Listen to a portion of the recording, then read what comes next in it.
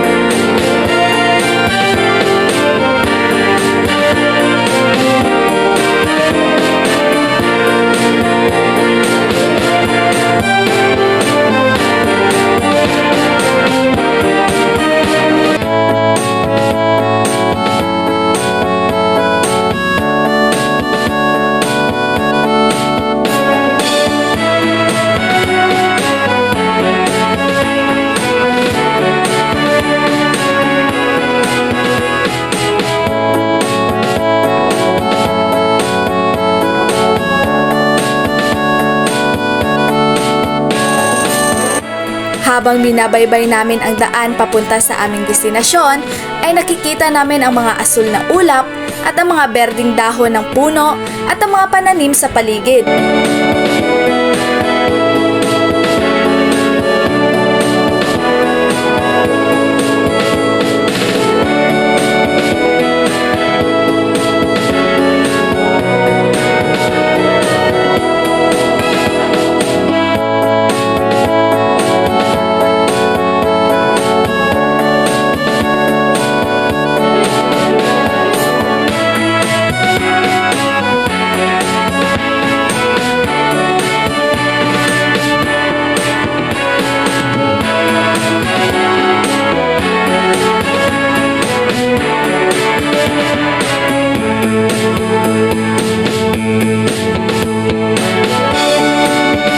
Heto na talaga, papalapit na kami sa aming destinasyon. Pero bago yan, dadaan muna kami ng bus terminal.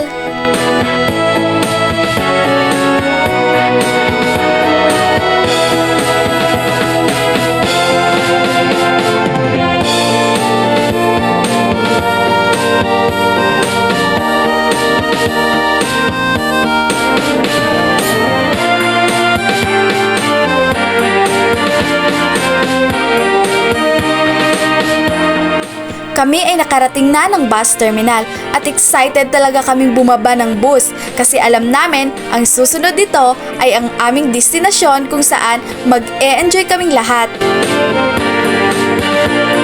Ang aming destinasyon ay patungong Ladies Circle, kaya mula sa Sagay City Terminal ay sumakay naman kami ulit ng tricycle sa halagang 10 pesos.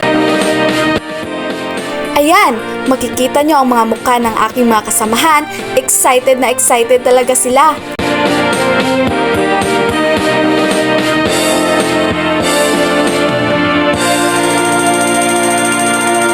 At sa wakas, nakarating na rin kami sa Ladies Circle.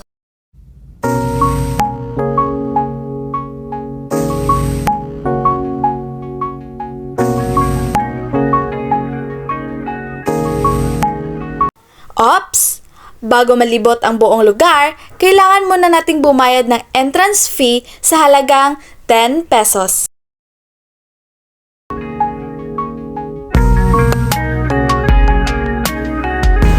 Magandang umaga mga kaibigan! Nandito po kami ngayon sa Ladies Circle. Halina at samahan nyo kami sa aming paglilibot dito sa Ladies Circle. Tara!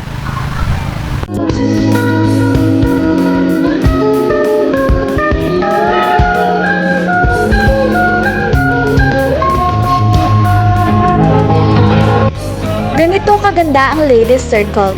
Punong-puno ng mga matataas at berdeng puno at higit sa lahat, malinis pa.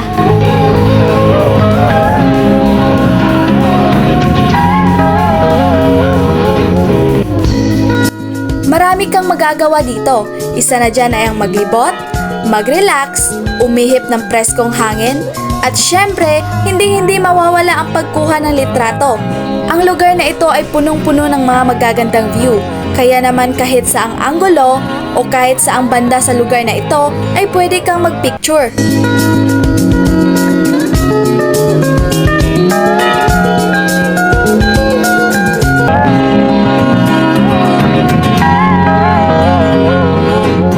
Ito ang aking mga kasamahan at kitang-kita nyo ang mga ngiti nila, no?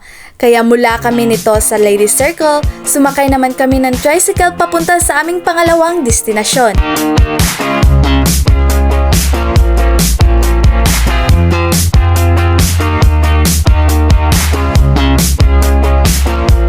Ito ang aming pangalawang destinasyon, ang Sagay City Public Plaza. Napakaganda rin ng Sagay Public Plaza. Kami ay naglibot, nagpahinga at nag-relax dito saglit dahil pupunta naman kami sa aming pangatlong destinasyon, kaya huwag kayong magsawang manood at samahan kami sa aming paglalakbay.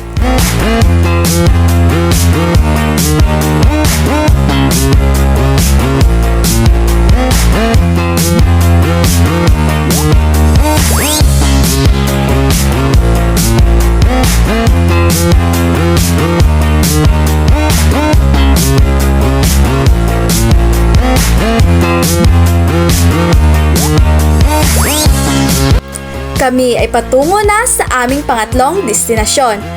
Mula sa Sagay City Public Plaza ay sumakay na naman kami ulit ng tricycle sa halagang 15 pesos upang makarating kami sa aming pangatlong destinasyon.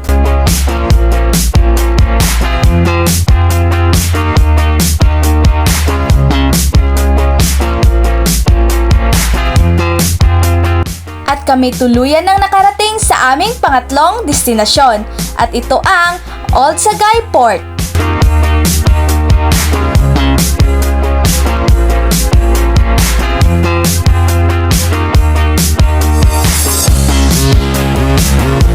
Masaya kaming naglibot at naglakad sa tabing dagat habang nararamdaman namin ang lamig ng hangin na dumadampi sa aming balat. At dito nagtatapos ang aming paglalakbay. Ang paglalakbay na ito ay nagturo sa amin kung paano magkaisa, magtulungan at magbigayan. Ito ay hindi isang ordinaryong paglalakbay lamang.